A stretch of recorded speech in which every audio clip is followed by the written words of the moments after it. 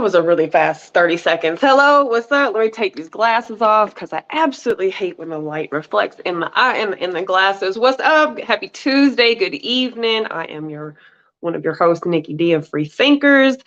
Welcome to the show. Waiting for my co-host and our excellent moderator Q to join us this evening. So he'll be here in just a few seconds. If you are trying to figure out how to join the show, if you want to be on the panel and engage in the conversation with us live, then like I tell you every single week, join the YouTube channel and join the Facebook Free Thinkers group page. On the Facebook Free Thinkers group page at the very top every Tuesday, the event or the scheduled live is pinned at the top of the page, and in that it has the StreamYard link. The StreamYard link changes every Tuesday.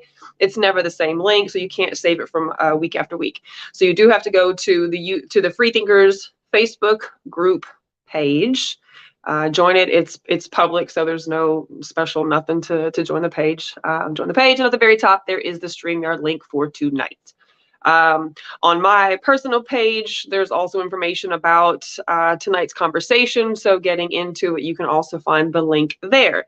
If you are not really comfortable with getting involved in the live conversation and you're certainly wanting to watch and engage and just kind of, check out what we're doing and follow the conversation, you can also converse with us in the live chat. So whether it's on my personal page, whether it's on the feed streaming on the Facebook Free Thinkers page or on our YouTube channel, you can comment in the live section, and the comments that you post in those places will show up on our comment section here in our panel, and we will share them with the group live.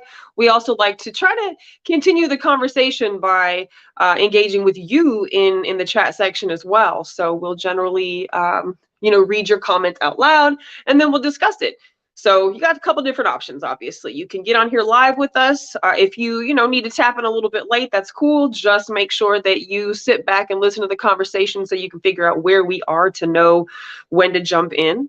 If you have to leave a little bit early because it's getting late, that's understandable. You're certainly welcome to do that as well. You don't have to join every Tuesday. You can join some Tuesdays. It's just a free-for-all open invitation for people who like to have adult conversations. So these are adult topics. These topics do contain a lot of adult language, so it's absolutely up to you who you want to be listening to this conversation while we're going live. It's generally not the kind of conversations you want to have around children, again, because it's adult language. But we certainly invite you to invite anybody, who is interested in having some live conversation. So that's pretty much what we do with Free Thinkers. Hold on, I'm sorry, I'm adding Q in here. Just a second. Are you in here, Q? All right. My phone glass is shattered, so I'm having a hard time. Yeah, I'm here. My camera acting up though. I know, and I'm the last person to talk about anything because my phone face is shattered in a space where it affects everything, so I can only see half the screen. So if I'm not commenting on the comments, it's because I can't see them. I've got my laptop open over here, so hopefully I can keep up with what's happening and not look like I'm going up and down too often. So that's pretty much it. Join both pages. Join both places. You're welcome to join us every Tuesday. We're always welcome to fresh and new topics. We appreciate topics. That's actually how tonight's conversation came about. Last week, we had a really great conversation about Kanye that went, I think, like an hour and a half. I think we went, maybe 10:30. We generally like to get out of here at 9:30, but oftentimes we'll go to what we call parking lot conversations, and we'll go a little bit late sometimes if people want to keep going. But we never made it to our second half last week, so we definitely wanted to make sure that we at least touched on the topics because we did mention them. And those were topics that were submitted to us from other people. So we love your topics. We don't always do current events. We don't generally keep up with hot topics happening in the news. I mean, sometimes we will talk about them, but we like to talk about everything. So there's not much that's off limits. So that being said, tonight we're talking about submission. And then we'll talk about the single life. There were a couple quote meme posts that were shared and about those two topics separately that had some pretty interesting feedback. So we're like, well, hell, let's do it on Tuesday. I don't know if DK will be able to join us tonight. One of those was his suggestion last week, and unfortunately we never got to it, so we're gonna talk about it today. Q, anything I forgot? I'm gonna change the layout on here a little bit. Let's see, here we go. And of course, share the page.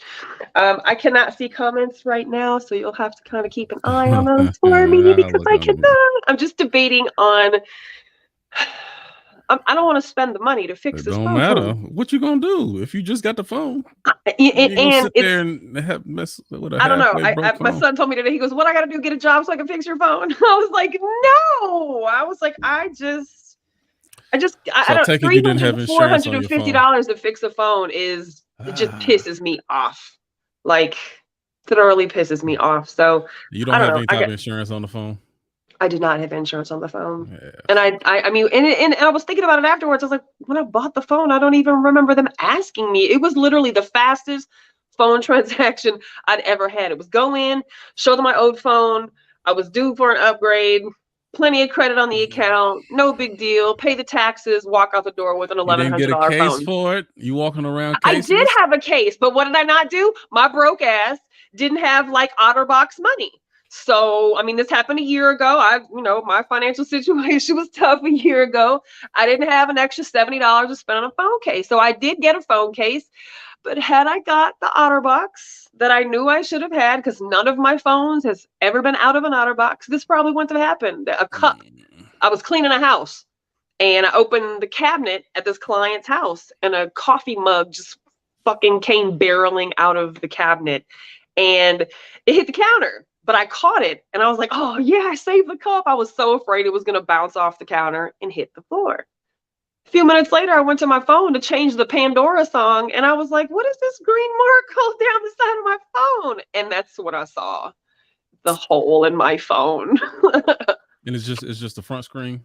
It's just the front screen, but when I went up to T-Mobile to find out, what's the first step, they're like, oh, yeah, that's going to require an entire new phone because there's an edge on the Galaxy S22 Ultra, which is what I have. I don't even get new phones. This is what pisses me off. Right. Yeah, that does suck. Oh, it's so bad. This is working against everything I swear to God I stand for. So because it's got an edge on the phone, you can't just take the top half off and slap on new glass. You got to take the whole face off basically. And so they were like, they're like, essentially, we take out the guts to your phone and give you a new phone. And I was like, I don't want a new phone. That sucks. It does. So it's working. I'm able to record. I'm able to do what I need to do. You can't live like that. I swear to God, I will. But my biggest concern is I want to make sure none of my photos are lost. So I'm probably gonna take care of it sooner than later. I'm just being a brat right now and not wanting to pay $300. I think the first quote I got was $420. And then I went somewhere else and it was like $318. And I was like, you've got to be fucking kidding me. Go to another provider. You can get put on you ain't got to pay it all at once. You can pay it. But I still have an $1,100 phone that I'm going to be paying on for however long it's going to be on the account, So it's like, even if I were to sell it to somebody else just for parts, I'm still going to have, I'm going to be negative, but it sucks. No way around it. It really isn't. So I'm trying to make it work. I'm glad I'm able to at least do this. That didn't happen to me directly, but I had bought a new TV. I got a new TV within 3 weeks. It was like a thunderstorm and lightning knocked out the box.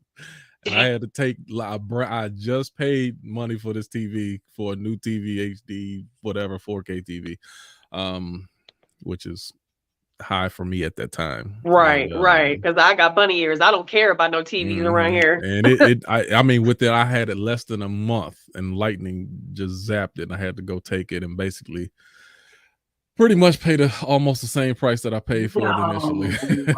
But it's like, what you gonna do? So. No, it should be hurt my feelings though. Ooh, it'd be hurt my feelings. And it's crazy because I think about it, I'm like, man, there's somebody else who just walks into the repair place who's like, oh, no big deal. Here's $420. It's all good. I'm like, I am not that person at Yeah. all.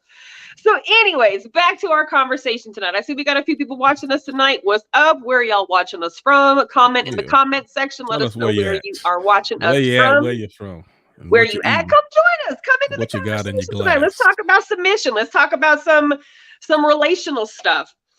Somebody asked me earlier if we're going to talk about Kanye, and I was like, we just did that last week. I was No. like, I don't know if Q even wants to go there again 2 No, I weeks in a don't. row. Not even at all. And you know I didn't think well, let me so. say this about this part. What's crazy to me is people who these bandwagon people who are jumping for against. I told you, still groupthink I said that mentality. last night in a conversation. But then on top of that, all of these, I see people hanging stuff from the bridges talking about honk if you agree. Yeah. Hey, if that's the way that you felt, why weren't you saying this before? Why does it Right. take someone else for Right. you to jump on the bandwagon and agree? So, with all that being said, there's a sincere lack of free thinkers in this world, and that's what we're trying to get you on. I agree. And I think for me personally, what I've seen in the last, I don't know, 18, 20 hours or so is a lot of flip-flopping, a lot of white supremacy come out of some white folks that I don't think that they thought they had. You know, I'll tell you in a second. Go ahead. Go ahead. I made the biggest mistake in the world. I jumped in a comment thread, I think on Twitter or on some Yahoo News line about the whole the Brittany Griner thing. Looked like she's scheduled to do like 8 years now. Yeah, they denied her appeal. Yep. And bullshit, in my unless opinion. something come up, unless they, I don't know, they just playing games, but she got 8 years right now as it stands. And I got in a comment thread and looked at what some of those people were saying. Oh my goodness. Good for her. She deserved it. Next time, before you talk about you don't like this country, now you're gonna have to take a knee in jail. And it's like, oh, where's Black Lives Matter? And it was like so much hatred and lack of humanity when it comes to someone who's absolutely unjustly, unfairly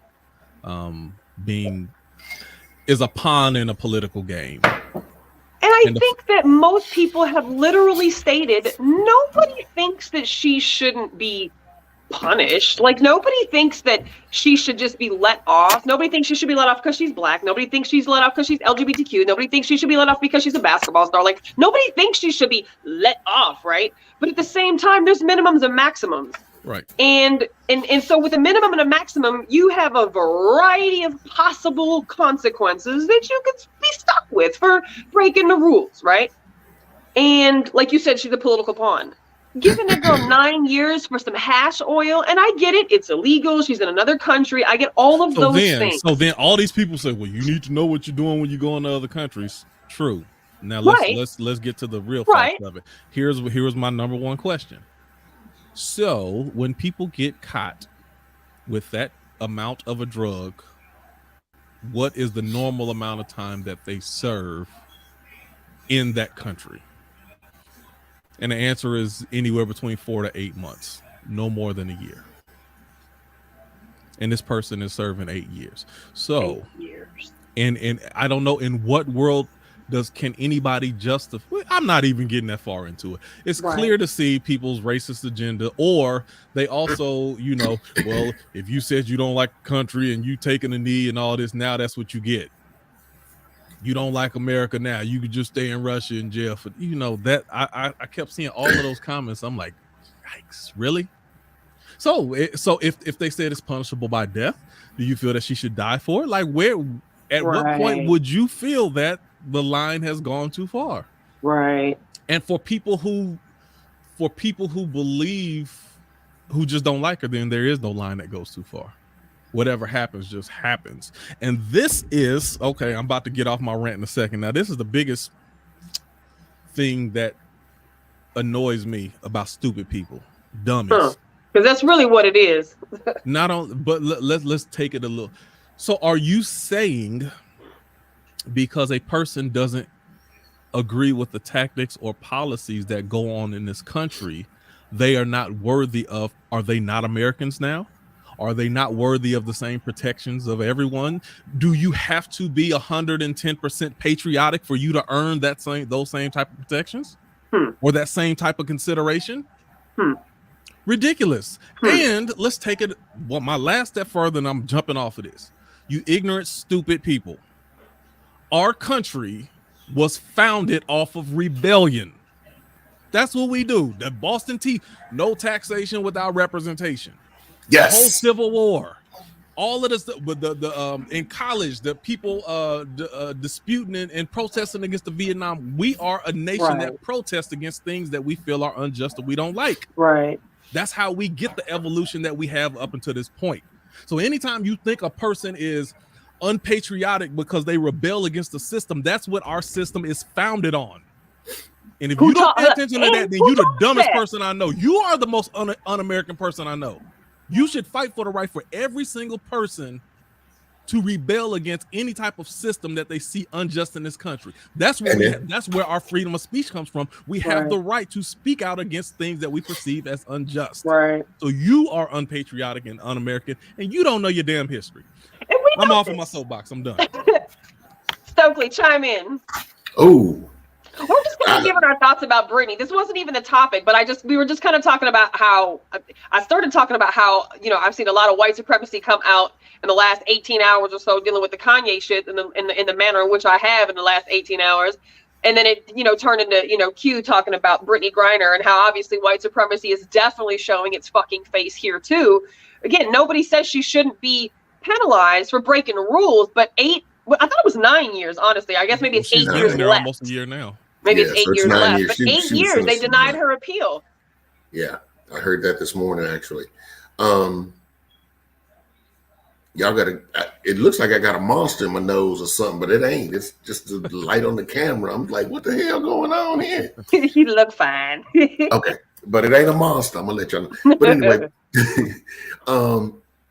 we have to understand in this country, everything that we do, see, and feel, we live is rooted in supremacy, white supremacy, to be honest. Everything.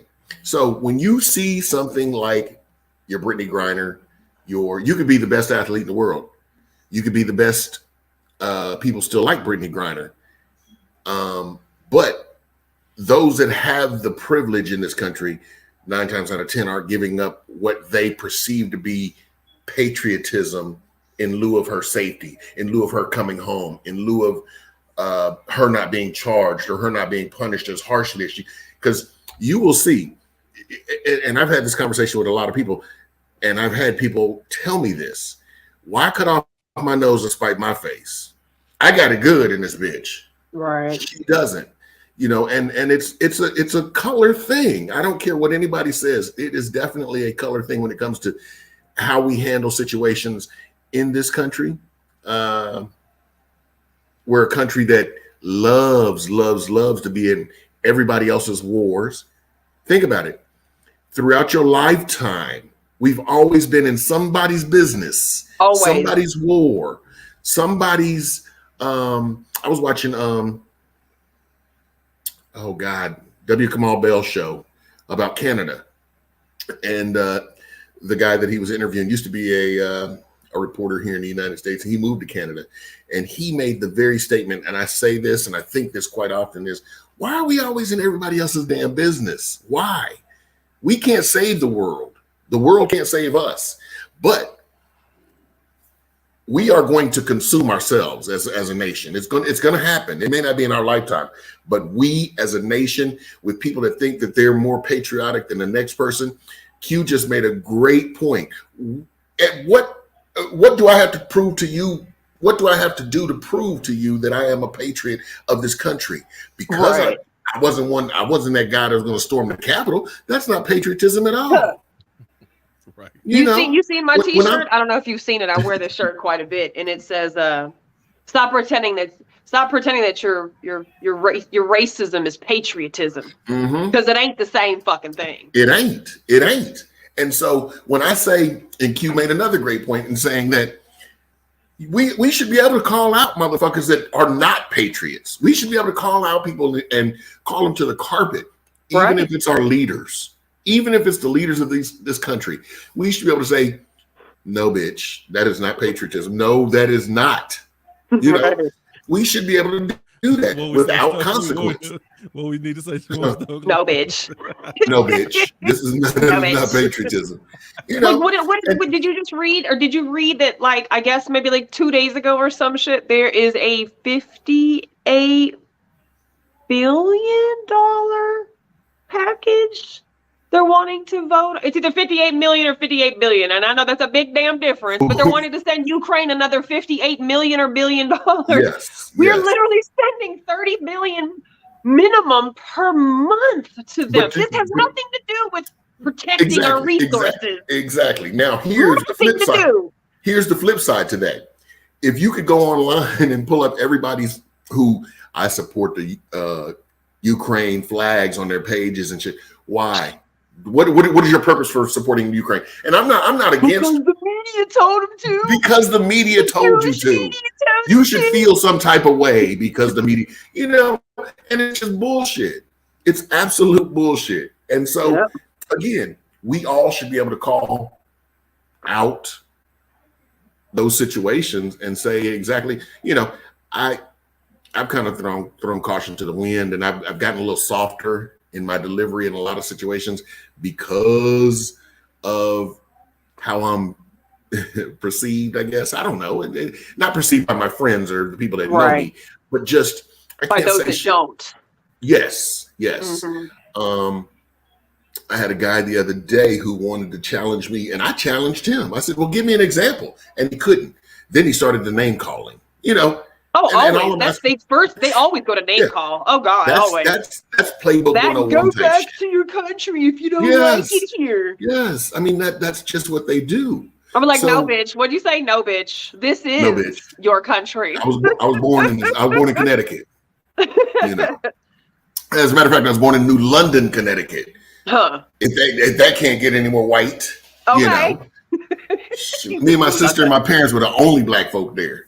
Damn. So, you know, it's just crazy. But that is, we had a little village. It was called Mystic Village. And you could go down there when people had the powdered wigs and all that crazy stuff. Wow. Cobblestone streets and shit. And it's actually pretty cool because you see a lot of the old 1776 style ships out there in the port and all that. It's cool to see. But, I mean, it is one of those things where I'm just so over these types of people. You're going to tell me that I'm not a patriot, but you are. And I had a conversation. This is what made me think about it. So I had a conversation with the guy that I work with. He says, well, the insurrection wasn't really an insurrection. I said, what? He said that. I said, well, what would you call it? Because the very definition of what they did is an insurrection. So you tell me. I said, so how many people would you say were there and got into the Capitol? He said, about 200. I said, man, you don't get the F away from me. That's the truth of what they believe and they feel and they think. And I know on one clip I saw more than 200 people in the damn doorway of the Capitol. Hello. So for you to tell me black people couldn't have even made it within a block of the fucking Capitol, let alone an entire city. Now see, I will say this, Nikki. I tend to think that black folks are pretty athletic people just by nature. But we couldn't have climbed that motherfucking wall without getting shot. We couldn't have pulled them racks, them bike racks, or whatever the hell they were, them you know what I'm talking about, the guardrail things that they stood up as ladders. We couldn't even have stood one of them bitches up and climbed that wall without getting shot off of that bitch. You know what they would have said? They deserved it. They deserved it. Yes. It was two of anybody. It don't matter. It could be black, white, Mexican, Asian, whatever. It don't matter about what color. It does matter, but in this, what I'm saying, it don't matter. It matters about what's the cause of you jumping over that. Right. So if it was two white protesters with Black Lives Matter t-shirts on jumping over there and got shot, oh, that's what you get. You deserve it. Well, see, and that's why I always say, they said, well, they had no right to shoot Ashley Babbitt. I said, Well, Ashley Babbitt had no right to be up in that bitch, first of all. Let's go to the root of the problem. She had no right to be in that motherfucker. And I'm sure once that hot-ass bullet tore through her throat, she started to realize, I shouldn't have been there. And then they say, oh, you're so callous. You're so... No. She shouldn't have had her funky ass up in that building trying to break the glass.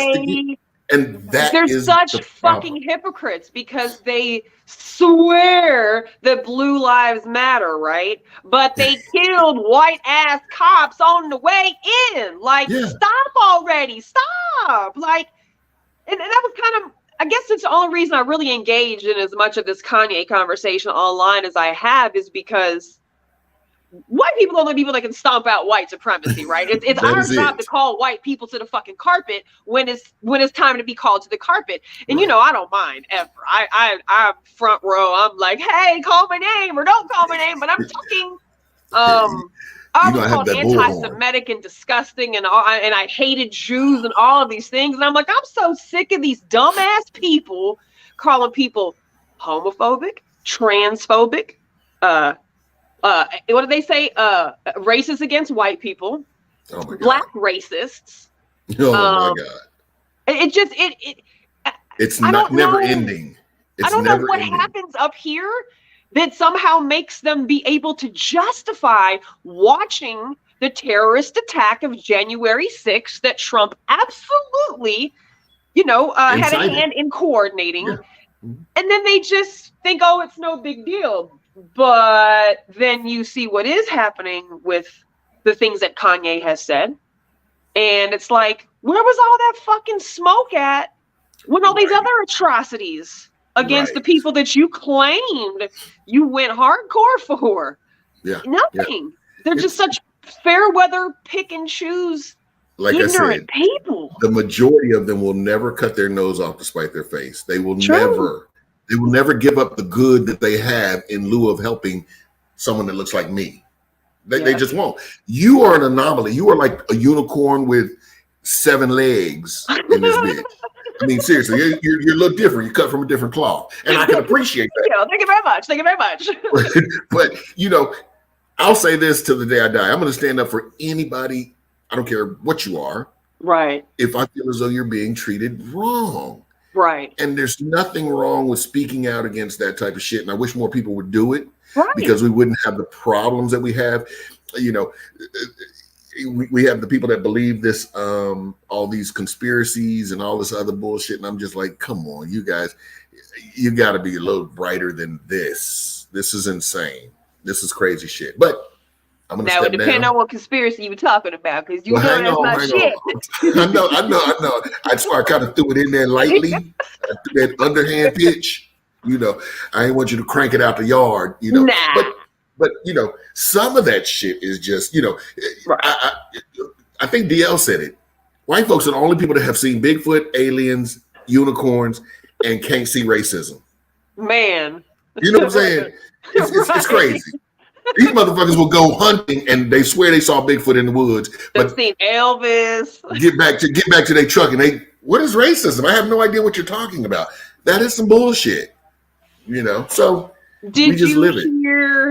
Did y'all hear? And I wanted to share it from Instagram, but I couldn't because again my phone shattered, so I can't do shit. But Smack sent me a clip this morning from the Shade Room, so you can look it up if you want to. And I guess DeSantis, who is the governor of Florida, him and I don't know who the other old ass gray haired white dude. I don't know if it's like his running mate or I don't know if somebody in his cabinet. Like I don't know who he is, but they were on a platform, and Ron DeSantis basically said that teaching our children that America is stolen land is the wrong thing to do. That was last night's debate. I saw. Oh, was it? Okay. So, Ron DeSantis is absolutely crazy. He has 2 degrees, Harvard and Yale, I believe. Wow. A book smart person, just as dumb as can possibly be. And Q, you shaking your head over there. I see. She not crazy. Oh. This goes back. Remember, I was listening. We had a conversation, a little about lying and truth and how men lie in order to get what they want. if you're trying to get sex, then you might lie for it. Mm. It's the same thing. It's not that she doesn't know. She's saying what she knows the base of the people who's going to vote for her want to hear. It's a man. Ron is a man. Ron, but Ron. To what you're saying. Yeah. So what? Go ahead, Q. I'm sorry. No. That's it. You're gonna say no matter what it is, whether truth or not, I'm gonna tell the people what they want to hear. Right. Because I want to vote. Right. So when he was he said so many things that were just crazy. And then Governor Chris, who used to be the governor of Florida, asked him a question. I mean, you should have saw the look on his face. Ron DeSantis had nothing to say. He couldn't answer the question. And it was like a deer in headlights. So it was like all over the news. Wow. So I went online and looked it up, and I was like, holy crap. But he has these people, and Florida's got to be if it ain't the armpit, it is definitely the asshole of this country. It might be both. If you could be both, you might be both. If you could reach your armpit towards your asshole, that would be Florida. And I hate to say it that way, but it is, I mean, it's crazy the way people think in Florida.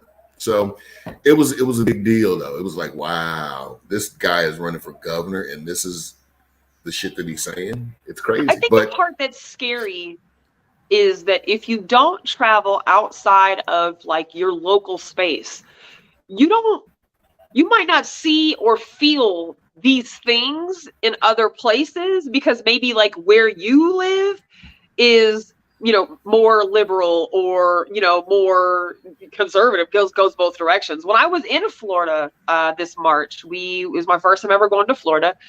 I wanted to go to see white sand beaches. We'd never gone. I've never been that far over. The farthest east I've ever been outside of a plane is Louisiana. So my sister loves Destin, and I said, cool, let's go to Florida. So we drove to Florida, and I knew where I was going. But it was like, and maybe I'm just very hypersensitive because I'm me, but I was not impressed. Every establishment that we went to, it just felt like Trump fucking country. It's such a strange dichotomy to me to be in a city where every establishment that you go to, every restaurant we went to, every tourist attraction we went to, every place that we went to while we were there, everybody that worked there was Black of some nationality. Not a lot of Black Americans, but was Black of some nationality. It's Florida, it's coastal, so there's all kinds of different islanders coming to Florida. Everybody that worked there was Black, but there were like no Black customers, nowhere. Not from this restaurant to that restaurant to this restaurant. Like the only time I found like Black customers was at like legit Black owned companies and like Jamaican restaurants and Caribbean restaurants, and it's conversations that I have with my kids because I have Black children. There's no hiding their skin color when we walk out the house, right? You can see from a mile away that these children are not just plain white children like their mom is, right? And it got to the point where like on the last go round, my son was like, here we are again at another restaurant where there's no Black patrons, but it's all Black people working here. Like, and that's not something that you see here. You don't see that. Right. Granted, like in you look at Austin, our population of Black and brown people, Black in particular, has certainly declined drastically over the last 10 years. But you're going to always have Black folks out. You're going to always have, Black and brown folks mingling in just about every establishment that you go here. You don't see it like that as much here. But boy, going to Florida, I was like, whoa, this is what is the norm for these people. Right. So you have people that literally, and this is the same thing, like I said, in Vermont, I lived in Panama. Well, I lived in Homestead before it blew away, before the hurricane back in the 80s. I lived there. My dad was in the military. So we lived at Homestead. We lived in Panama City, Florida. We lived in Brandon, Florida, which is right outside of Tampa. So I've been throughout Florida growing up as a young kid and a teenager, all my life. So I would see, and I remember vividly, I mean, shit, being the only Black kid in the pool and shit, being the only, in the neighborhood. It was just crazy. But as I got older, this is one of my prouder moments. But I was going to go to college in Florida, and then so we were there, and we went to, gosh darn it, I'm just going to say Kmart or whatever. I don't know, Target or Kmart or whatever. And my friend, her name is Tanya, white girl. She and I were walking through the parking lot, and this old man and his wife tried to run us over with their car. Not one of my proudest moments. So as he got up to us and we jumped out the way, he started yelling crazy terms and words at me. And I not so politely asked him to get his bitch ass out that car. Yeah, that's and right. I'm 19 years old. I'm fresh. Ready to go. You know. Scrappy that I'm up. Okay. And he declined at first. Then he tried to get out the car. But he was in his 70s. He had to be. His hair was as white as my beard. Right. And he just didn't look as healthy, that healthy. So I then felt bad, but I did call him out and tell him to get his bitch ass out that car. And I'm glad that he didn't, because, shit could have really went bad then. But that's what you get. You get those old people that are quick to say the wrong thing, and they're going to say it to the wrong person at some point. And then it's going to ruin not only their life, but this person that they've called out, because people are sick of that shit. Yeah. I personally, at the tender age that I am now, I am so sick of these people just freely using these words, and I shouldn't get triggered. Q said something a few weeks ago, words that trigger you. That is one of them that will trigger the shit out of me, especially if I don't, I'm not expecting it. So I got another. It's crazy. We were doing assessments, Nikki. Yeah. And we were talking about triggers. Yeah. I thought about one for you. Oh God, what? Background noise. That's a trigger for Nikki. She'll be talking to who the F is that? What noise is that in the back? Because it's etiquette, man. I don't come on your show with all this fucking noise in the background. Especially when it's people that we know better. Like, you need to have all that extra shit turned down while we doing a live show. Don't be brand new to this. Or if you are, you're gonna learn today. Is my shit loud in the background? Can y'all hear that? It's faint. It's faint. No, it was faint. I'm like, all right. Let me. I'll be right back. Get any louder, Nikki gonna snap off if you get any louder. I don't hear nothing. Look, I make sure my dog's not near. I make sure my kids don't open the door. But I get it, but it's got a quick trigger with it's an etiquette thing. I think etiquette in general can be a trigger for me. Rude adults is just something that rubs me so wrong. That's funny. Just an observation. That's okay. So which let's do submission first. Let's go ahead. I can't believe that some of these people I can, because that's always how that goes. Yeah, people, I want to do it. Oh, where you at? So submission. So a couple weeks ago, I had posted something. I've got it pulled up on my laptop. I posted something a couple weeks ago that said, and I think we've got it over here, but I can't see. Can you see the overlay? It's the green one. It says a submissive woman. It's the green block.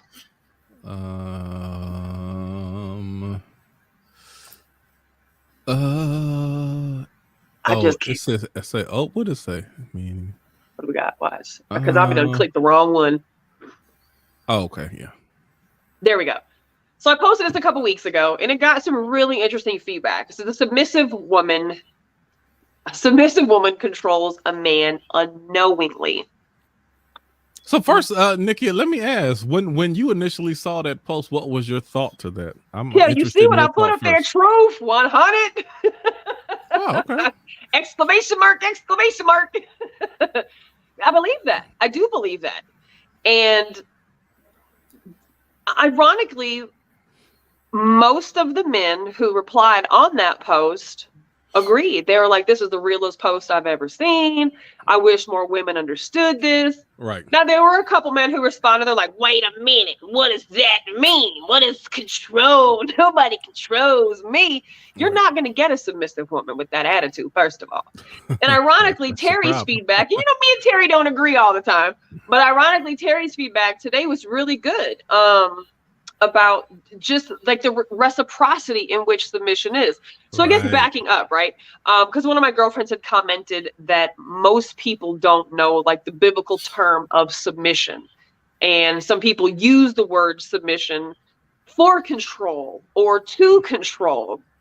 And so, of course, I looked up, the definition of submission and what the how the Bible uses the word submission, because you hear about a submissive woman, a lot of times in those roles. And I don't necessarily feel 100% about how the Bible defines submission as, because I do believe that you can still be a submissive woman, giving your man all of the space to make decisions that need to be made, to trust him, to know he's going to guide and protect and, make the right decisions for the home, for the family, for the unit. However, the biggest component to that is that as long as he provides that to the union, in my opinion, a natural woman is going to have no problem playing her part, letting him lead. It's not that, and I agree with Terry, it's not that a woman necessarily wants to control her man, but when he gives safety, she does too. When he gives peace, she does too. When he gives an environment in which she can trust him, she's going to give him everything to make sure he can keep doing his job for them. Right. To me, and you can tell me if I'm wrong, y'all are men. That would make a man move a certain type of way for her. Correct. No, you are correct. Let me take another angle at this, because I actually had this conversation in another group. Are you low or is it my phone? I feel like you're a little bit low, your sound. Let me check my audio, because sometimes I can hear you, but I just feel like you're lower than Stokely. It may. Let me check my audio real quick, because sometimes it will. My mic is. Oh, I don't know. Okay. Sound like I'm. Yeah, I hear it. Okay. Maybe it's just me. I'm sorry. I can hear him fine. Okay, so I think the biggest misconception is people think submission means that I'm the head and you down under my feet. Right. No, that does not have to be submission at all. I like the way my sister put it. I ever talked about, that's not, well, he's the head and I'm down under his feet.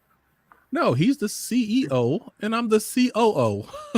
We both are in positions of power. Yes. We both run and manage our house and our life, but the CEO has the final decision. Yep. Whenever there's we part ways on something, then somebody has to make the ultimate decision and the other person has to be willing to fall in line or go along with it. And the CEO has to take the brunt of the responsibility, whether it's successful, whether it falls, whether there's shit go bad. Errors, they have to take that. And I've seen that. I can't remember how many jobs I've been in. One of the last jobs I was in, the CEO ran the day-to-day operations, the directions of the company, how we were going, how we were moving, but the owner still had the final say so. Right. It didn't mean that the CEO didn't have power. It's just somebody has to have the final say so at the end of the day. And that typically only comes when there's a disagreement or there's two differing opinions. What you gonna do if I got a differing opinion? So if I have a differing opinion so the difference between our dynamic with free thinkers, no person is above the other. But at the end of the day, if we have a disagreement in direction, somebody has to say, okay, we're going to do it your way. Right. And if nobody's willing to do that, then we end up going two separate ways. Right. That's all it is. And so that's a dynamic too, where two people are submissive to one another. You want to do this? No, you don't want to do it. All right, well, look, if you don't want to do it, then we don't want to do it. Well, all right, well, let's just try it and say, all right, if you want to try it, then we'll try it. But somebody has to take a half step back to say, all right, we'll try it this way, or otherwise we'll go separate ways and there will be no more whatever it is we got, whether it's relationships or business, it'll break apart.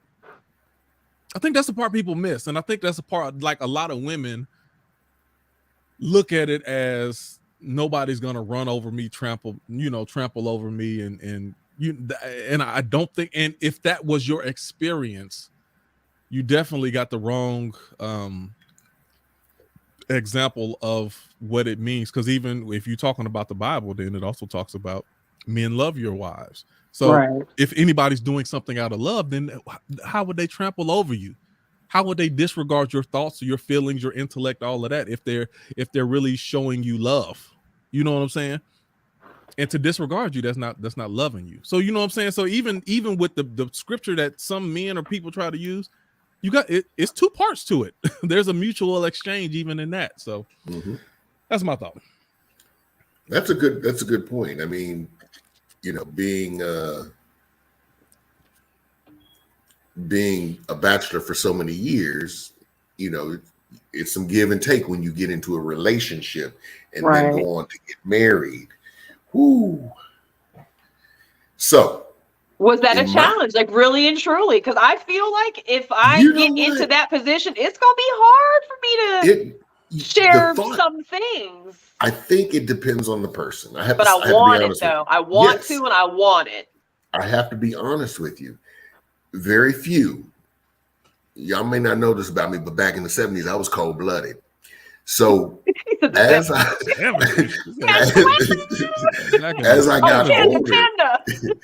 got older, I realized, I was like, shit, ain't too many women just gonna put up with this bullshit that I'm living.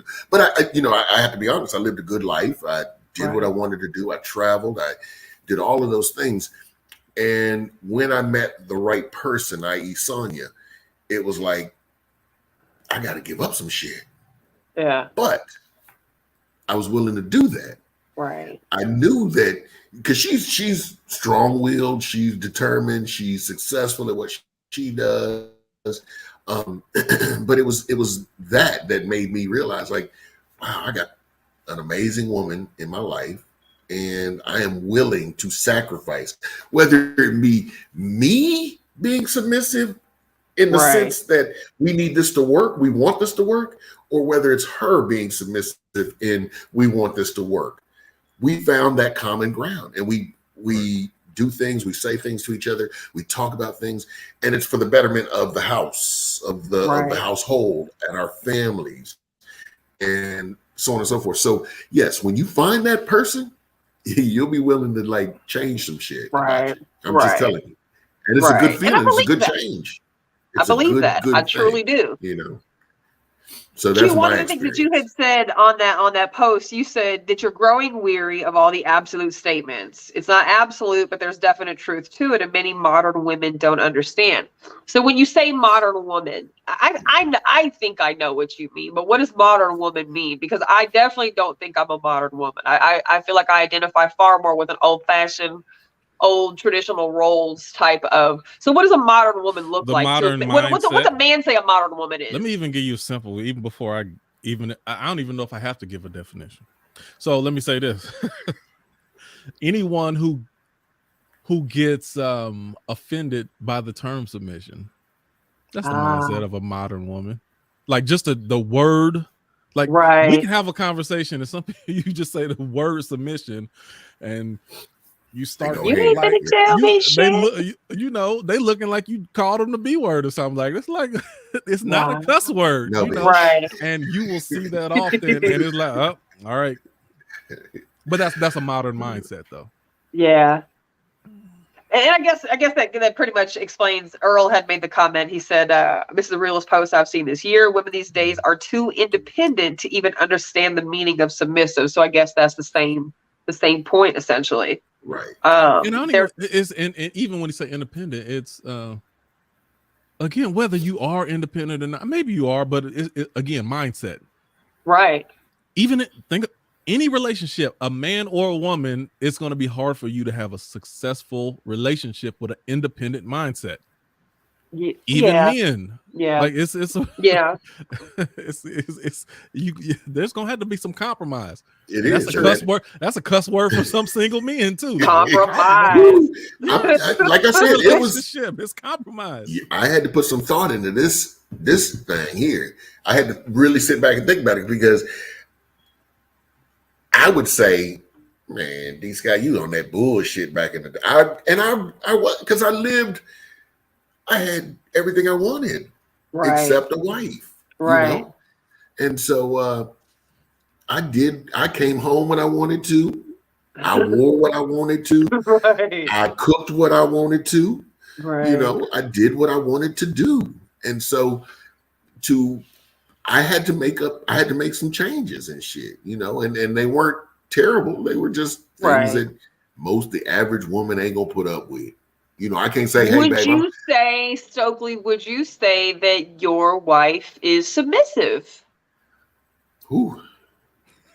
But so why did you give that response? Because it's not a bad thing, right? We just agreed it's not a bad thing. It's not. But see, if she were to walk in right now on this conversation and I said, yes, she is submissive, shit would go crazy. You would ruin a whole family. I mean, I'm telling you, you would ruin a whole family just by me answering that question that you just asked. Well, let me rephrase. Let me rephrase. It's not that she's not, or is it just that terminology? That terminology. The word itself. Terminology. Would and like I said, something.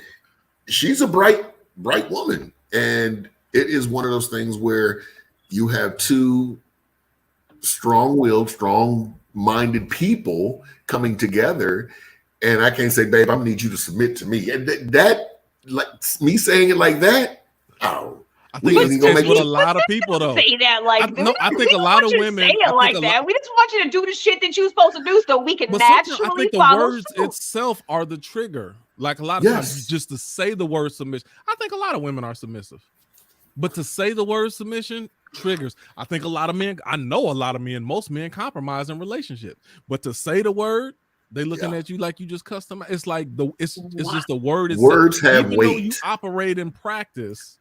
I don't know how for some reason the certain words have just gotten a bad rap over time, and I'm not sure why. I think there was probably a time in my life where the word submission probably would have rubbed me the wrong way, even though I've always been that type of woman. I can take the fucking lead. I don't have a problem, but I also do not have a problem being the co-pilot or even being the goddamn flight attendant back here. That's what I'm talking about. Be a co-pilot. I'll be the co-pilot. It don't matter to me as long as we succeed at shit. Right. As long as we accomplish some shit. We arrive alive. Thank you. You ain't died, did you? Okay, then we good. Shit, we making this happen. That's the way I look at it. But to a lot of women's point, though, you cannot be submissive with everybody. Some men do absolutely take advantage and manipulate a situation, and I think maybe that causes a lot of women, a lot of us, to be like, right. But again, it could be the caution of someone. Maybe not even yourself, but the other person taking that and using it in a way that, and that's where I guess you got to trust your partner to where I don't trust that they will abuse, because I know, and this goes back to the post. The power that I have in our relationship is the power that's given to me. Yes. Right. Just like even in and I said this even when because we would have different people moderating shows at different times, and I kind of give them a rundown of how I operate and how I do things. And one of the questions I think Trish asked me, she was like, so how do you keep everything in line and how you keep things in order and how do you do? I said, in all honesty, I don't. I said what I do is I can't do anything. I can't shut a person up or stop them from talking to anything. I said what I do is I set a structure to where people trust me. Right. They trust if I tell them to hold on a second, I'm gonna get back to you. Right. They trust that I'm not trying to shut you down because I'm trying to be unfair. I'm not playing favoritism. If they trust you, then they give you the allowance to do what you do. Ooh, if they don't trust you, then they not. So I'm like, I don't, or I can't do anything on this show. I can't control anybody on this show. But people in groups, they trust that I have the best interest in mind for everybody in the group and the conversation as a whole. And I'm not going to be partial to one person or another. That's how I can say, hold on a second, let such and such get in. Right. And they will, it's not a power that I have. It's just a trust that's earned over time. That's all. I feel like it's like the zipper in traffic, right? Like one goes in it works perfectly. Right. It works. You know, Until I that was in a one relationship for a person. very long time with somebody that the masculine and feminine dynamic just it wasn't balanced. It wasn't harmonious. And I don't think all things always have to be harmonious, but there does have to be a good ebb and a And that's flow. where my thing about the absolute statement come in. That's why it's not an absolute, because you do have some assholes and jerks who they don't deserve that, or they don't know how to properly use it, and they'll abuse it. So it's just not, I get in a relationship and then I'm submissive. That's Right. something that has to be earned and proven over time.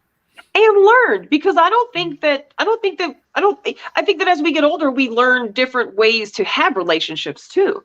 Right. I feel like it especially for a woman, and this may be one of the reasons why women feel, you know, a certain type of way about the word submission, or just the act of submission, or the misunderstanding about what submission is because we may not have had a pilot. We had a pilot in our bed.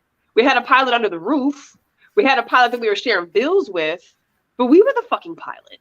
Right. We had the role of a co-pilot, but we really were the pilot and the co-pilot. There have been times I've been the pilot, the co-pilot, the motherfucking stewardess on plane, and the mechanic. Flight attendant now. You know, and so after a while, you may easily lose sight of what that masculine and feminine balance should be, what that harmony should be in a relationship. And I guess if you don't heal from that, if you don't learn from that, if you don't grow from that, if you don't, blossom from that, the word submission can be a really uncomfortable thing. Q, would you say that your wife, your fiance, would you say that she has a submissive role in y'all's relationship? Yep. I would believe that.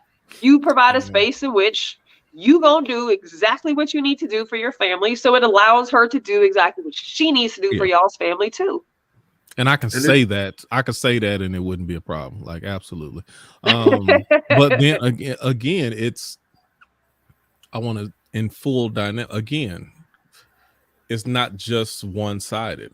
Right. I definitely compromise. Not only do I compromise, I don't run my house at all. Really? No. Okay. But that's a good one. Shout out to you for saying that. No, I don't run my house. No, and not only that, I don't want to run my house. I don't want to run my house. But dude, it's so crazy to hear y'all say that, but I fucking love it, because that lets a woman do her part. Right. But I do have the last say so. And that's something that she allows me. So, and even as things are moving on, you could do what you want. And also, it was a conversation that we had a little while ago. I think it was, I don't know, we was getting a dining room table or something like that. She was like, oh, I went ahead and got, because I was asking about, oh, when we're getting the dining room. Oh, yeah, I ordered it already. Oh, shoot, you didn't even tell me. Well, you always seem like you don't care, and whatever. So I just went ahead and did. And I said the reason I don't care, or I don't have to care, is you always keep me in the loop. As long as you're keeping me in the loop, it don't matter. You give me the liberty to say yes or no. Right. And usually almost 98% of the time is yes. Sure, go yes. For it. Right. I can't tell you. As you long as you're keeping me in the loop, then that's fine. When you're not, or when you don't, then I have to exert my authority. Right.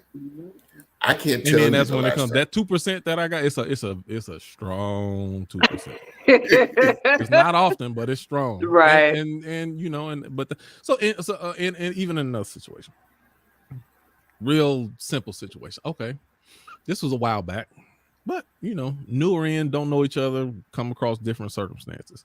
My boys tell me, oh, well, I don't know, somebody's birthday. Okay, after we meet up, this and that, we probably gonna go to a strip club. This and all right, well, let me know what y'all want to do. It don't matter. 2 weeks in, weekend, come up to the day. Oh, y'all still going? All right, then let's go.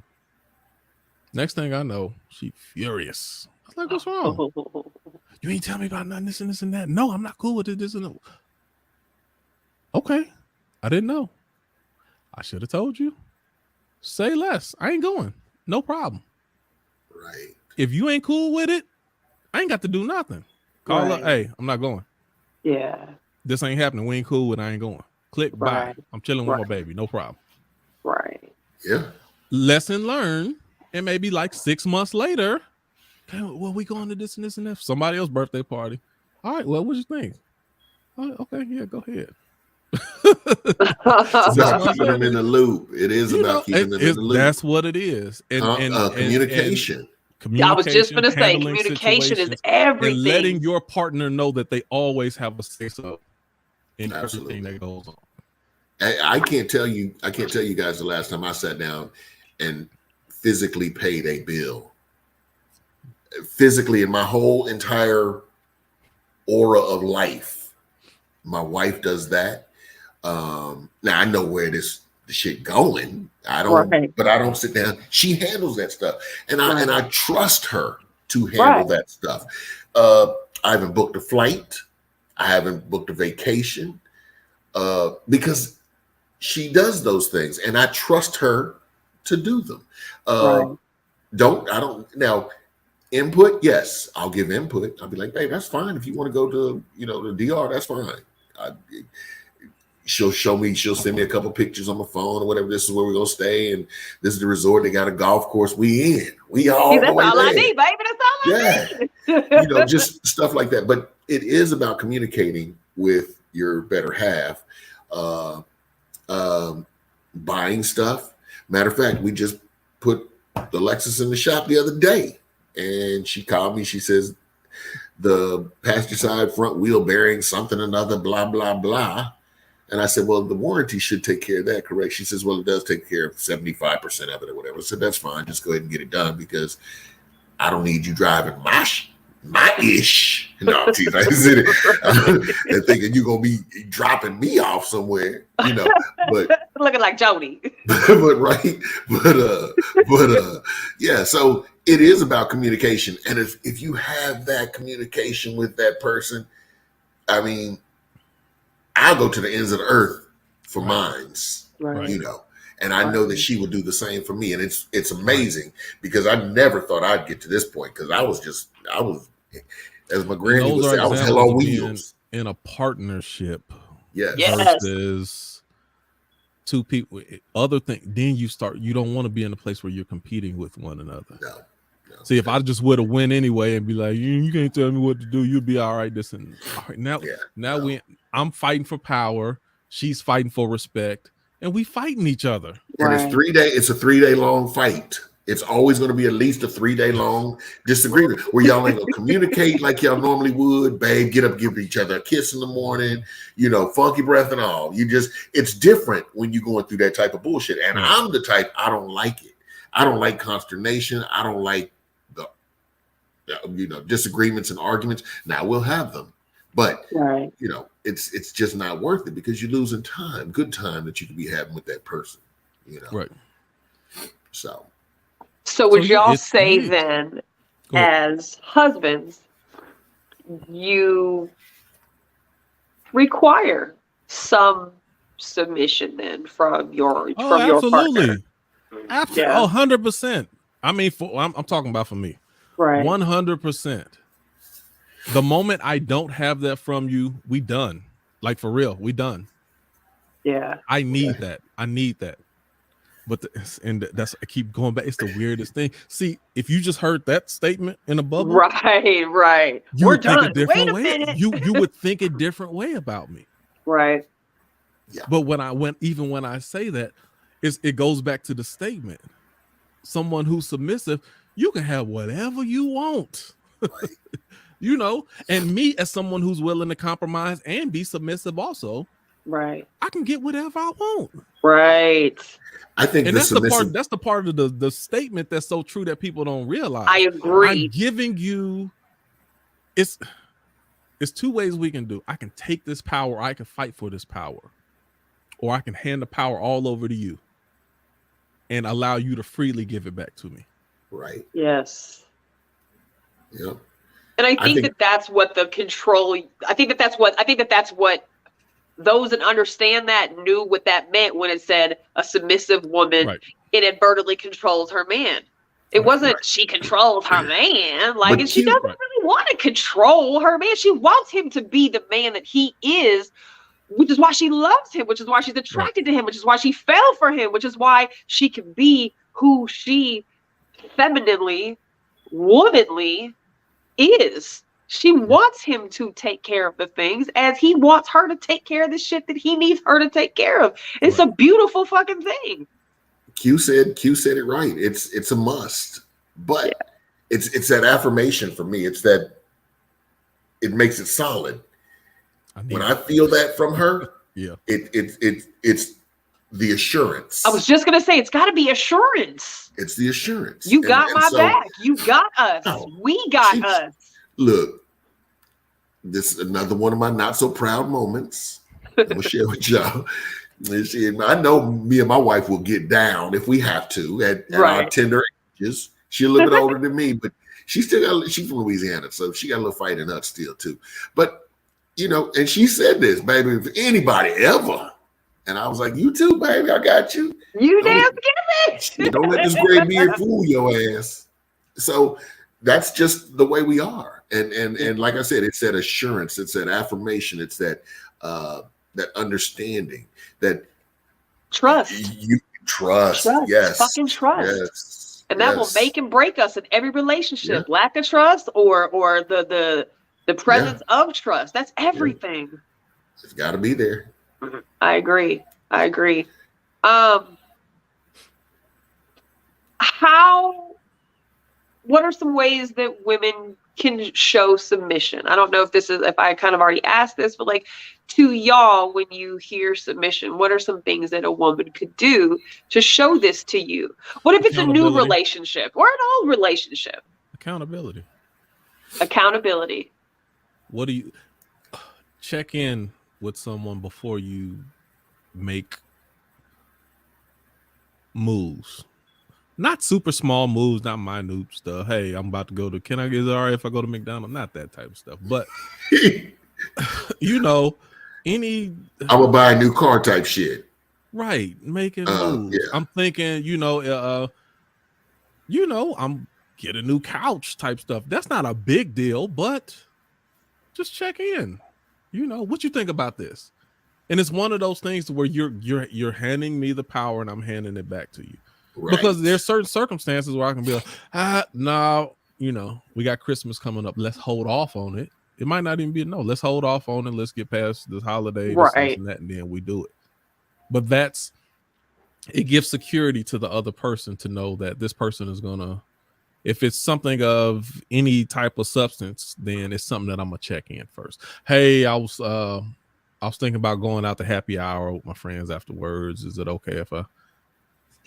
Sure, have at it, And it's the funny thing is I'll say it like, oh, of course, go. Right. But if you just go and then you don't come back home till 10 o'clock, I'm like, and it's not like it's gonna be like a problem, but it's gonna be like, oh, okay. You could have told me because something. She didn't value your feelings about and that's this all decision. It is, just valuing my feelings, valuing my opinion. Give me the power to just hand it right back to you. Right. Oh yeah, man. Look, go have a good time. What you need? Let me cash out something. Let me give you, whatever. Right. That plays a big part too, because like time. When you think about it, time is so valuable. That's something we can never get back. And if you're in a situation where you have somebody that wastes your time. And these are relationships. I'm going back a little bit, but these are relationships that I had in the past where they weren't valuable enough to me. The person, and I hate to say it like that, but it's the truth. It's the truth. Yeah. And my wife now realizes when I say time is so valuable because it's something we can never ever get back. I said, so if you say you're going out, I'll be home by 10. Cool. I have no problem. I mean, she ain't here now. Matter of fact, she better be home soon, though. I know that. Whatever. Look, he asked that question about submission. He was like, "What my Fitbit say?" What Alexa said. He was like, "Hold on, I can't say this out loud." She on her way to Austin. Well, she better come get me. Let me tell you. But see, it's like you said. If you go to happy hour and you drag in at 10, 10, I'm not gonna be tripping. 3, I'm gonna be tripping. 3 a.m., I'm gonna be tripping, shit like that. So time is so valuable and so important. And it's the same thing when we're doing what we do when we traveling and shit, babe, let's plan this out a little bit, because I'm a planner. That's just what I do. I mean, I need some structure. And she's more like, we can do this at this time, and then this, and shit don't add up. And then we just be sitting there waiting on an Uber, sitting there waiting on a bus, and some bullshit. Time is too important to me. Right. And so that's something that she had to learn about me, and she understands me that way. So, like I said, time and communication to me are key in making these things function and this thing function properly. And then another thing, it doesn't even have to be I'm trying to dominate somebody or she trying to dominate me. It could be you may have had something planned. Yeah. Is it okay if I go, so it's one of those things. They may have been planning to take me out to dinner. Uh-huh. And that consideration, if I just, I decided to stay out with my homeboys, this and this and that. And that lack of consideration, they're trying to think about me and I'm not thinking about them. Right. Yeah. Or vice versa. Those are the small things that slowly create separation and a disconnect in communication over time. And you want to stay away from that. Is it important for y'all as husbands and, the leaders of your homes, to have a teachable woman?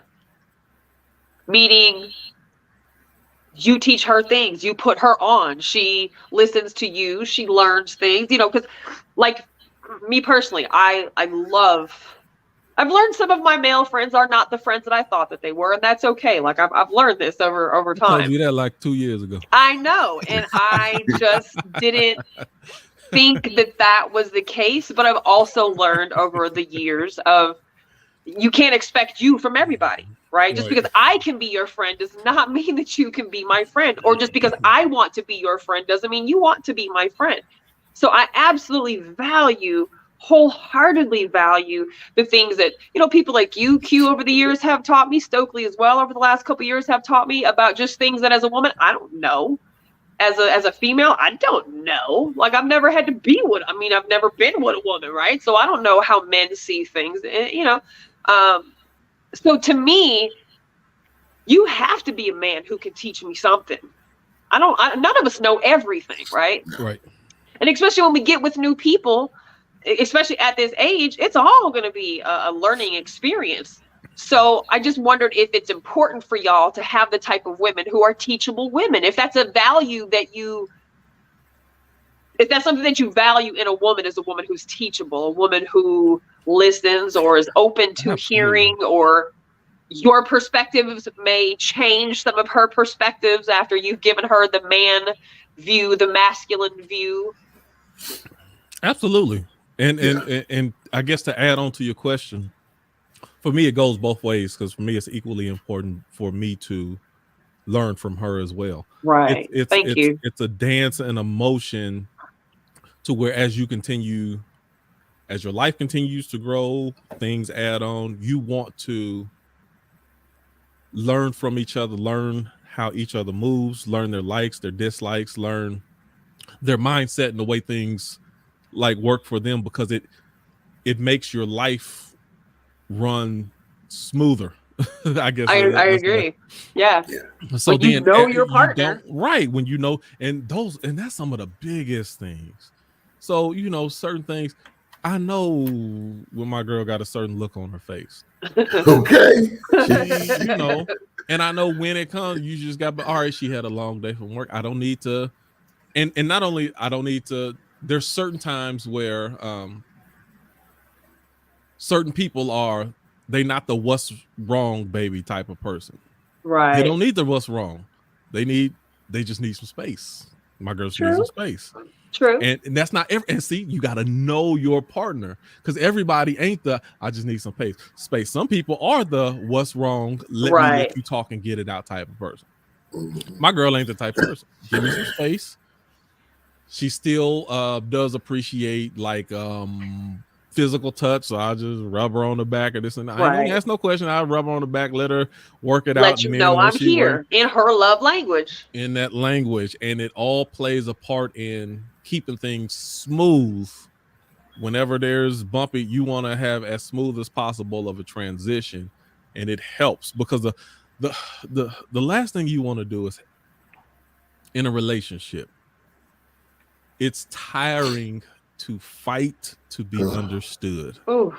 It wears you down. Draining. And it's Yes, like, it does. You talk about a waste of time. We've been So together for 10 years and you still don't understand me at all. Like you just look up to the sky and be like, how long I got to deal with this? And that's when it all plays. And Stokely, I'm gonna give you an analogy. You probably get this. Just like in football, a quarterback and a wide receiver, they have to know each other so much to the point to where they don't even have to directly communicate. Right. Quarterback right here, the wide receiver can split out front. They can split out by the coverage. They could have had one thing planned, but the moment they see a certain type of coverage, we got him. This is going to be open. Instead of me going out like we said, I'm going to move in.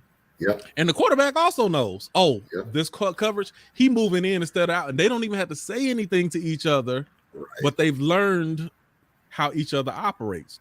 Right. If you don't have that, then you always going to be off balance. You're not going to be in sync. Yeah. And that's really the difference between like great quarterbacks, great basketball teammates and stuff like that. They know what the other person's thinking without them even having to say it. They've learned the thought and minds. Their minds start connecting as one. I guess that's what I'm trying to say. Right. So the same thing I see, I know they see the same thing. Yeah. And we're gonna move in sync. Yeah, it's so funny that you kind of brought that up because the analogy me and Sonia, and I didn't think she knew what I was saying when I said I'm gonna throw you this dime up near the rim. I was like, she said, so I can punch it. I was like, my baby knows what I'm talking about. Right. So she knew what the old alley-oop was. Right. So shit like that. And that tells me that we're on the same page. We're in sync. The other day I came home from work. I can't remember what day it was, but 95% of the time I come home and dinner's ready. I walk through the laundry room, pull in the garage, walk through the laundry room, and I can smell food cooking. And it wasn't what I wanted.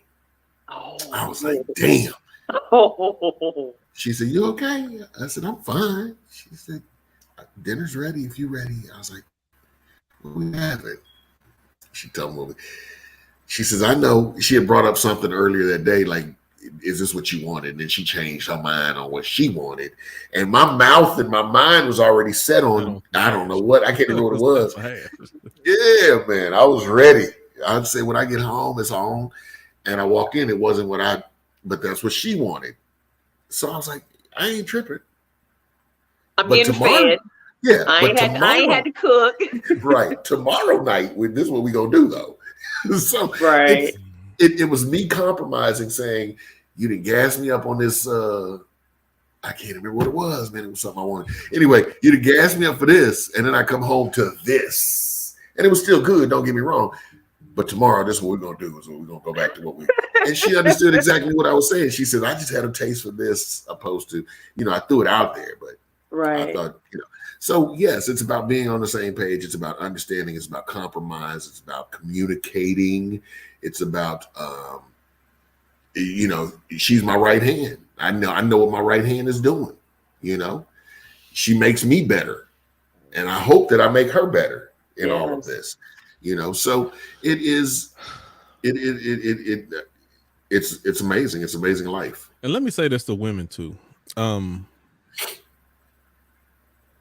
Have your guidelines and standards in place before you go into relationships. It's okay to be submissive. Just have your standards in place. Right. See, because even when you are submissive, that doesn't take away your standards. No. Right. You still have expectations. You still have standards, and you can say, yes, I will allow you to lead. I allow you to have the last word, whatever you want to call it. But these criteria do need to be met. Right. I don't follow you blindly. And the Right. moment you're not living up to what my expectation is of you, you don't qualify for me to be submissive to. I really hope women get that. Qualify a man to see if they are worthy of your submission. Same thing with men. Yeah. Qualify a woman. I agree. If they don't meet those standards, then you don't qualify. So all this BS you talking now. That's for my submission is for the right man. Right. I follow the right man. I don't follow dummies. I don't follow idiots. I don't follow right. reckless people. No, I don't. And I think the biggest part to all of this is obviously the willingness to want to have a partner. If you are not in it for any other reason other than I want this to be the yin to my yang, to be my best friend, to be my right hand, to be my ride or die, to be my whatever, who's going to take care of me when I'm sick. Like, if you don't go into it with that, there's not going to be a value system in place. There's not going to be reciprocal respect. There's not going to be communication. There's not going to be compromise, because I don't really want you anyways. You're a thing for me right now. And I think this is where something to do. Well, and I think this is where some people get that idea that you don't be a wife until he makes you a wife. Like, I get what people are saying when they say that, but he ain't gonna want you to be a wife if you ain't giving him nothing to look forward to when it's Right. At least that's how I feel. I could be wrong. No, I'm not right. dating women. I've made this point before. It's like, once they promote me, then I'll start coming to work on time and I'll maximize my. No, why don't you start doing all of those things that a leader does, and then the promotion is expected to come. You can't expect promotion when you're not doing basic things. That's one thing I don't know, but I do wonder. I really don't know, but I do wonder if, because of a lot of Black people, we don't have the same opportunities when it comes to management and things like that. It could make a difference, because I'm like, submission is not what do you think you do? As if you're a supervisor, you have a manager, the manager has a director, the director has in the business world, there's always submission that's in place. Right. But it's like, how come we don't get that on a personal level, but we don't? That's just something that I wonder. It's like, how would you ever expect to be in management? Even as a boss, I still had a boss. You know what I'm saying? Right. I was a supervisor. I was over a group of people, but I still had 2 or 3 bosses that was over me that I had to be, that I still had to fall in line with. Right. See, and I think for me, as a woman that doesn't have a boss, I look for the man who can make me not have to be the fucking boss. I need a man who can let me just be a goddamn employee from time to time. Just let me come in and clock in and do my job, make everybody happy, and clock out, get my check. Like, and I think that's something I've learned as I left my relationship after 16 years, is I had to make so many decisions about everything on my own that it almost makes me nauseous to think about being in a relationship similar to where I have to do that again. I won't do that again. So you talk about boundaries and expectations and qualifiers. He has to be able to give me a break, not physically or, he has to be able to give me the space to have a mental checkout. Right. I make so many decisions every day that I have to make by myself, and I don't want to make our decisions by myself either. Well, yes. To that man, you can't be submissive. You don't even want to be submissive to that. And that goes back into reading and understanding, being in sync with your partner. So Absolutely. There's certain times where, I go into the office a couple of days, but I get to work from home a couple of days a week too. And there's certain times I know when the baby been up all night and she been tending to the baby, and then she had to go to work, and I'm not going to wait for her to say I'm tired. I don't feel, no, I'm going to make sure that the food is ready and that I got food cooked by the time she get there. Why would I have to ask her? I know she's tired. Right. Let Right. me help do X, Y, and Z. Why would I have to wait for someone to ask for certain things when I can already read the room? And then, truth be told, I think most of the times when we do stuff like that, it's greater later. There's always, I mean, Oh, it's not like absolutely. we do it for reward per se, but there's always a fucking reward at the end. It is. And you enable when you look out for the other person, you give that person the space and the energy to look out for you. Yes. Oh, yes. I like that.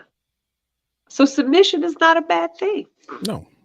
Submission is not a bad thing. I don't think for any woman who's watching, I think that if the word submission feels offensive to you, you have to ask yourself why. I know why for me it felt like a back in the day, but I know for me today, I'm gonna have to have that.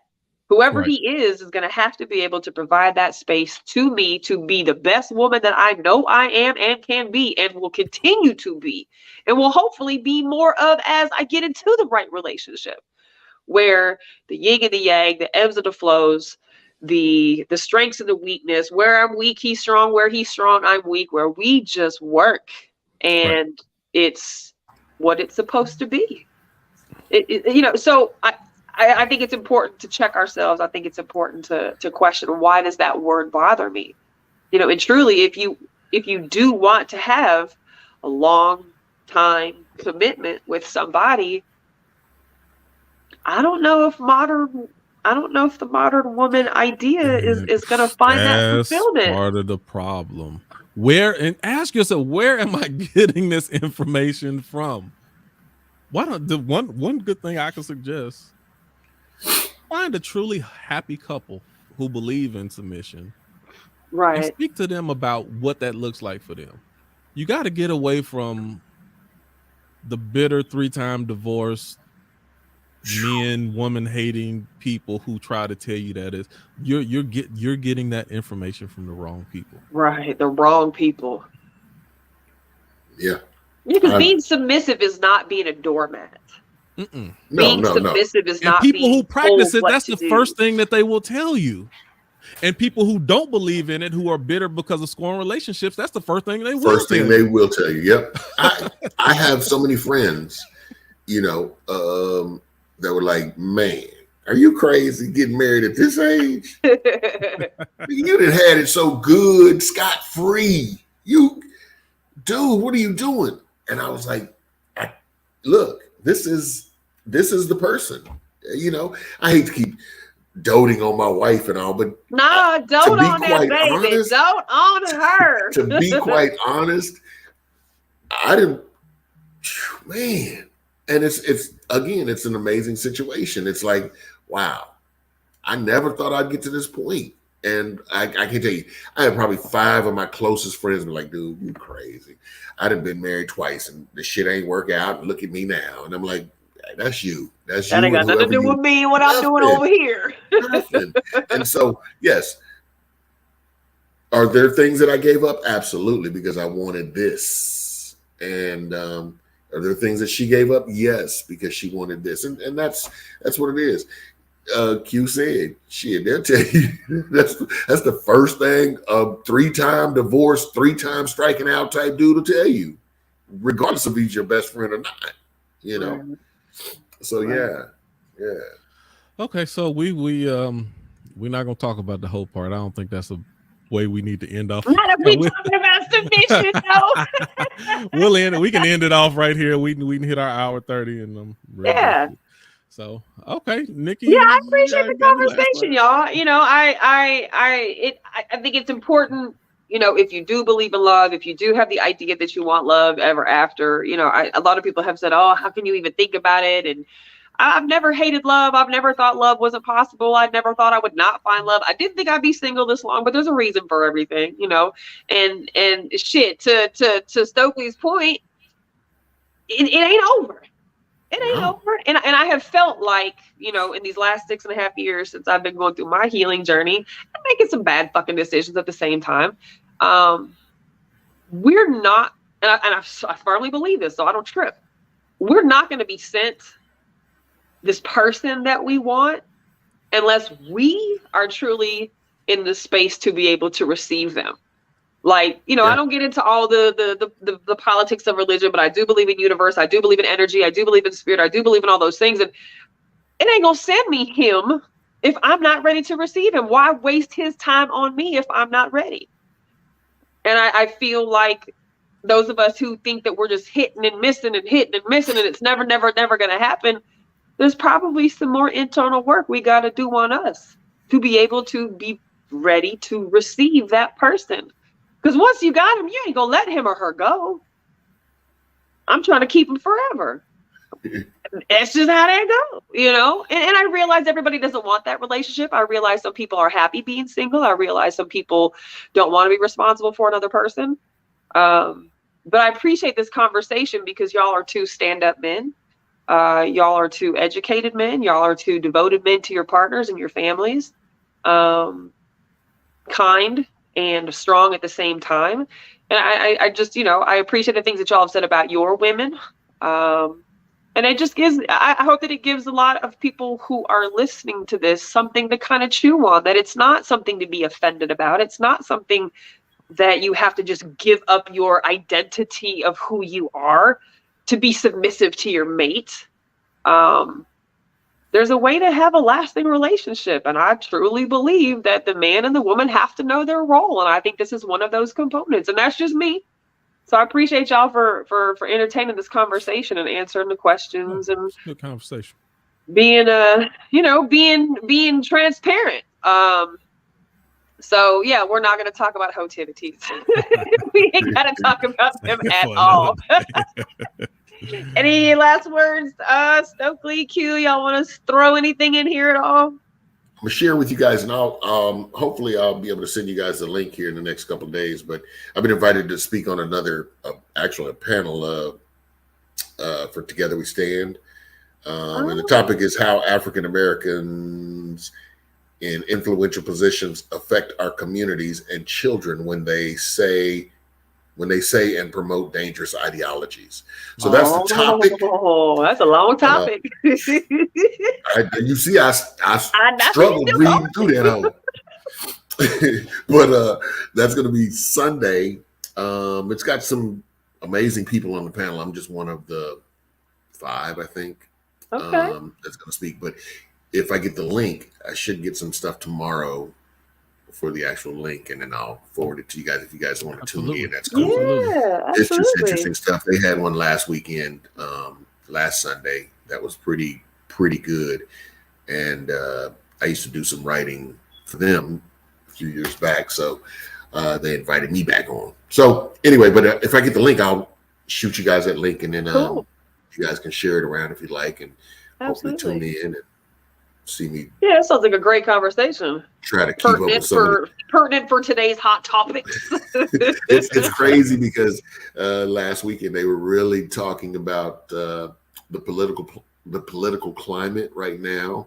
They were talking about how it's so crazy because Q said something earlier, how we see this situation one way and other people see it another way, and maybe it was Nikki that said it, and we see it one way and they see it another way, and then we're just like, who's right? But you know, but it was interesting how some of the panelists were giving their views on that. And I was like, wow, I never thought about it like that. But yeah, so it's at that point, that's why we do this. Yes, that's why we do this. It's all about, again, talking it out, communicating, and figuring out, because nobody wants to be an asshole, but we live amongst a gang of assholes. You know, right. And the bad thing about it is, if I'm not listening to somebody and they're not listening to me, we're getting nowhere. And that's why we have to be able to create space to have conversations that make sense and have the dialogue. So, sure. Absolutely. So y'all join us next Tuesday. I'm sorry, Q, were you going to say something? Nope. Okay. So y'all join us next Tuesday. We got more conversation. Give us some ideas. We want to see some faces on here. Not to say that the three of us are not just phenomenal, because we are, but we know that y'all are watching us. So get up on here. Quit calling me and having these conversations that you won't have on here. Get on here and have these conversations with us. It's not a roast fest. It's a perspective. It's a perspective thing. And so many of us are hungry for just life and information and ways to expand our wisdom. But that's it, man. I appreciate y'all for hanging in here Tuesday night. We'll see you next Tuesday. Share the page, join the pages, and the same time next week, 8:05. Y'all have a good night. Y'all be good.